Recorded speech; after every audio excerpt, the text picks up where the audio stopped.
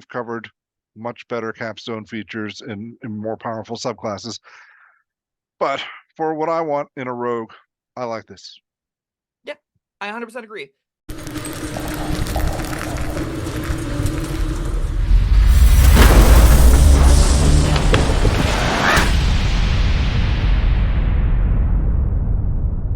Hello, friends. Robert Bevan here, author of the Caverns Creatures series of comedy, fantasy novels, and short stories.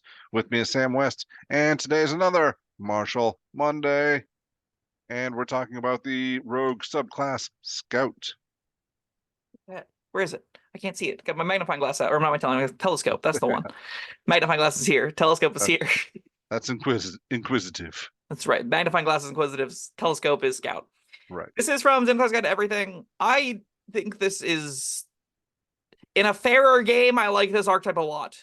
The game, unfortunately, is not that fair, so it doesn't get to be that good. So this gets not a robust amount of stuff to do, but it does get a lot of useful stuff at least. Like I don't hate having any of this on my sheet. It just kind of makes you a marginally better rogue. It doesn't let you really do anything new, but you are just going to do the rogue things slightly better. And I guess that's something. That's what I like about it quite a bit. I like being a rogue. I like not having a lot to do. And what I want is to be able to do that stuff better. Yeah, this option is very short and readable, and it is exactly what you asked for there, I think. So it starts off with two features. You get Survivalist and Skirmisher. Skirmisher says, starting at 3rd level, you are difficult to pin down during a fight. You can move up to half your speed as a reaction when an enemy ends his turn within 5 feet of you. This movement doesn't provoke opportunity attacks. This is a really cool ability. Yeah, I like this. The thing is, like, it has to end its turn there, which means it's already hit you. So it's not amazing. But because you're a rogue and you have a cunning action to dash around, this does let you get out of danger relatively quickly and free.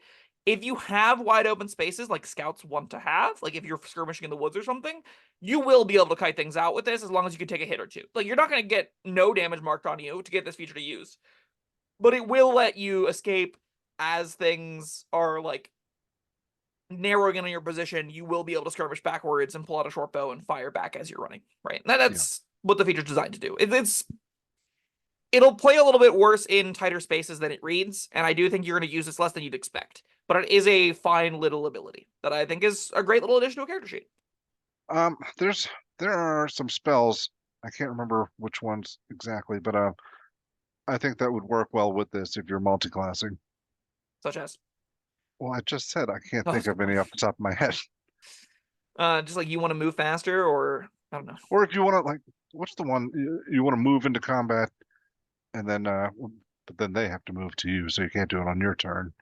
Yeah, very crucially, you can't end next to creatures to have this text. So like actual little in stride where you're like lighting things on fire and running around. Yeah. That doesn't really work with this the way a lot of people I think would want it to. But I mean, you could set yourself up to all right, I'm gonna end here. Hopefully this guy I stop next to will punch me in the face or stab me or something, and then I'm gonna run away from him. Yeah, the idea is like I end within 5 feet or 10 feet of somebody after shooting them or whatever. They move to me and I get a free move. This can be a real way where like you use this to dive, right? So you skirmish in, shooting your short bow as you go. You get within 10 feet of an enemy, and as you're trying to hit to the back line, right? They come onto you, they hit you twice, you go, thanks for the drift, and you just speed right by them and keep bolting at the back line, right? That's a cool little use case this really does have. Again, I don't think it's going to come up less than it reads like it will, but it will come up, and it'll be fun to use when it does. You also get another feature here, though. You get Survivalist. So when you choose archetype at 3rd level, you gain proficiency in nature and survival if you don't already have them. Your proficiency bonus is doubled for any ability check that uses either of them. This just gives you free expertise in nature and survival. Sure. Now you have 6 expertise skills as opposed to 4 down the road. That's just a lot of bonus like skill stuff. Nature doesn't come up that much. Survival sure does. What are we using nature or survival for? Survival is tracking. It's doing the scout thing. It's finding food. It's navigating through pathways. It's keeping like the direction. This is the guide skill, and it tends to shine most out of combat and overworld travel, where you'd expect a scout to be able to do its thing. Nature is a little bit more fickle in that it is something that is going to require like you as a player engaging with a lot of background lore things. I think there's a subcategory of skills that is nature, arcana, religion, and history. History, yeah. they're all kind of second class skills in that you're not going to often progress the game in using them. It's going to be like puzzle based stuff might be included in them. You can do some creative stuff where like you determine your DM makes up out of their ass that, oh, this tree is a specific type because you made a nature check about it. And then you can find ways to use like its bark or whatever for specific poultices, or, get I was really nitty thinking, gritty all into right, item crafting maybe. what about like poison? That uses a poisoner's kit for generally its stuff. And again, basic But I poisoner mean, we've talked about in this assassin is not great. but if I wanted to like find poisonous berries in the woods. Yeah, that's a hybrid of survival versus nature, right? That's Yeah. where these things get a little bit gray. But I would say survival is knowing what berries not to eat by like indicators of typically poisonous fruits, and nature is being able to identify like this is this specific kind of berry, and despite its appearance, this might be the safe version versus the not safe version, right? Yeah. Nature is sort of like the encyclopedic brainiac, whereas survival is telling you the general rules and Boy Scout mottos of like, oh, separate colors stay away or whatever. Okay. Well, I'm a lot more excited about skirmisher than I am survivalist, but I think I'm happy it's there. that's fair. I think you would find that the expertise in survival will come up, I think, pretty frequently if you're actually doing the scout thing, right? Like if your job Yeah. is on the line, you will do the survival thing. I truly hate that this gives you the proficiency and doesn't give you a different proficiency if you already have it in either of these. I don't know Yeah. why this doesn't refund you. It should refund you, and if I'm DMing this, I'm giving you that refund. You're getting like, oh, I want to play a scout. I know that. I want to start with survival. And then down the road, I get it again and just lose a skill? No. You should get a Yeah. skill in place. Thinking maybe they take for granted that nobody's picking these. Yeah, maybe. I do think like rogues aren't typically going to be taking nature, and I do think if you were to be going scout, you'd probably like an outlander background or something. Your background often is going to give you survival if this is the route you wanted to explore anyway, right? But yeah, that nitpick aside, this is, I think, not powerful, but neat in the third level spot. This isn't again anything really new to do on that many axes. Like you're not gonna change radically how you play because of it, but skirmisher is at least a new tool in your belt. Yeah. Superior abilities we get at 9th level. This one is dead simple. Your walking speed increases by 10 feet. If you have a climbing or swimming speed, it also increases by that number. Sure. That's great, and it pairs well with skirmisher. It You've got does.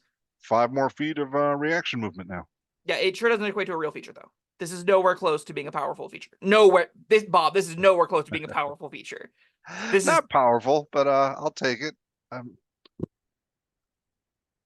guess I'm not super excited about it. Yeah, it's not. something Yeah. better would have been nice.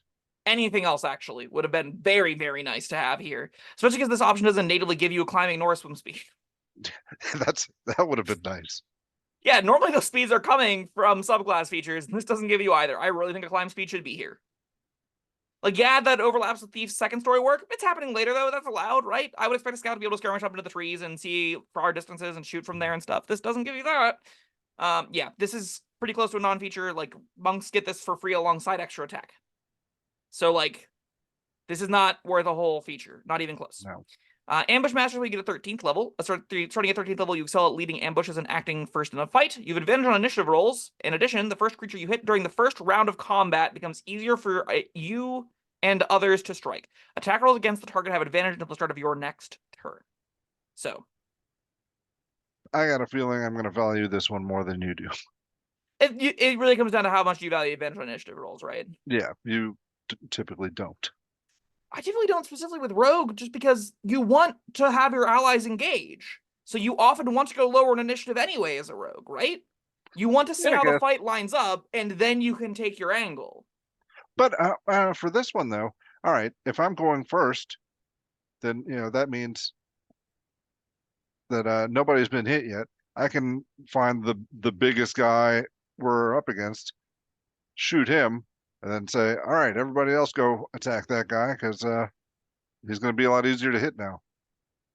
True-ish. Like, if you're ever surprised, this actually doesn't do anything, for the record, because you don't make any actions in the first round of combat when you're surprised. That should be noted. So don't get Yeah. surprised if you want this to have any text at all. This also just, until the start of your next turn, everyone has advantage only against that target, means you're kind of like calling in the ambush target on the thing, which is the fantasy this is leading, right? Like, you're the leader of the pack, you fire the first shot, and everyone dives the target. That's a cool fantasy. I don't know if it's that powerful comparatively, especially given that, like, advantage on initiative rolls doesn't always pin you first, and if any one of your party members do go before you, you pretty much just lose out on value, right? Like the variance of initiative here can just screw you over. If you roll like a 5 and an 8, you go third or like last in the party order, this just doesn't have text. And I really don't want my 9th level feature or 13th level features that only work in the first round of combat to sometimes in the first round of combat still not do anything. Yeah, I don't love that it's only in the first round of combat, but I do like that even wherever you are, wherever you end up in initiative, it gives you interesting choices you have to make. I mean, all right, so the paladin goes before you. He takes a big slice out of that guy that you were going to target, but now you got to think, do I want to finish this guy off, which is usually the wise decision, or yeah, do I want to give everybody else, who hasn't had a turn yet, or well, no, it lasts until the start of your next turn, so you can, everybody can lay into this guy. Yeah. Yeah. Do I want to pick a new target? Oh, you're right. I'm sorry. I was thinking this round. You're right. You will always give everyone advantage on one of their attack rolls. Yeah. That's definitely true. It doesn't matter what your initiative order is here. I was just wrong about that. Okay. I don't know. I'm still pretty low on this thing. It is fine. Not having it will always do something if you're not surprised, and that is meaningful, I guess. You do have to hit it. Yeah. If you don't hit it, you're really, really bummed because then your 13th level feature doesn't function at all. And I don't think advantage on initiative is enough of a feature that I'm still like that okay with this outcome. But if you have advantage some other way, like you're attacking from stealth, which is what the Ambush Master Fantasy wants, I can see this being not the worst thing ever. It's still like any feature that you get once per fight is going to be compared against features that have multi uses per fight and can be flexibly interchanged and used different times. And this never can do that. This is always just you don't have any agency in it. You just, the first round of combat, you get one decision, and it's who do I give advantage to these attack rolls to sometimes. I don't know. I'm still not super high on this thing. I I'm not as high on it as I'd like to be, but I'll feel pretty good using it. Yeah, baby. The last level you get is 17, or at level 17 you get sudden strike. So starting at 70 level, you can strike with deadly speed. If you take the attack action on your turn, you can make one additional attack as a bonus action. This attack can benefit from your sneak attack, even if you have already used it this turn. But you can't use your sneak against the same target more than once in a turn. I really wish this was lower. I really wish you got this at like 9th level. It Yeah. is super cool, and it is a really clear dividing route for rogues to go. It has a fairly large cost. You can't steady aim, you can't hide, you can't disengage, you can't do any of the other bonus action cunning action stuff. You have to shoot. But this does give you like a suppressing fire kind of rogue, right? Now you have a real reason to value targeting multiple creatures, and anything that gives you a reason to value targeting multiple creatures, I find to be really compelling because basic strategy tells you drop enemy actions as fast as you can, target one thing down as fast as possible. This wants you to split up that aim, and it rewards you with a huge damage payoff for doing so. Yeah. I like This this is a a lot. feature. I'm, you know, I know we've covered much better capstone features and more powerful subclasses, but for what I want in a rogue, I like this. Yeah, I 100% agree. This is a real doubling your sneak attack damage is not nothing. That is a real powerful ability. The cost also is going to be higher than it looks because you have to use your bonus action to do it. And the whole game up to this point, as the skirmisher rogue archetype, you really wanted to use things like steady aim, like disengage, like dashing. Like you really wanted to be using that bonus action to hide, to get advantage on your attack rolls. You do have some real push and pull here of, is it still better for me to just get advantage on the thing that we're trying to actively kill? Or do I want to split this off and hit two different things potentially without advantage, right? There is Well, I mean, some pull there. if you're using this though, I mean, It doesn't auto proc sneak attack or anything, so you have to have conditions right. met on multiple targets for the sneak attacks to happen at all anyway still. So you still have the big barrier of I need my allies to be engaged with multiple targets if I want to be able to do this at all. All right, so even if, all right, let's say I got two targets I want to fire at. I can get advantage on this one, so I'll get my sneak attack. Do I get the bonus action attack on the other one if I'm not able to sneak attack him? You always get the bonus action attack as long as you take the attack action. Okay. You can always use your bonus action Yeah. to shoot. At 17th level, you will never feel good about a damaging hit that doesn't include your sneak attack damage. You're doing like Right. a D10 plus No, yeah, I 5. get it.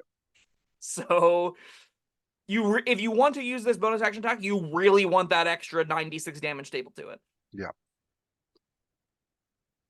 All right. Well, yeah. There are lots of little holes that get poked into this thing that I don't think make it that good. Again, Overall, I'll have fun with it.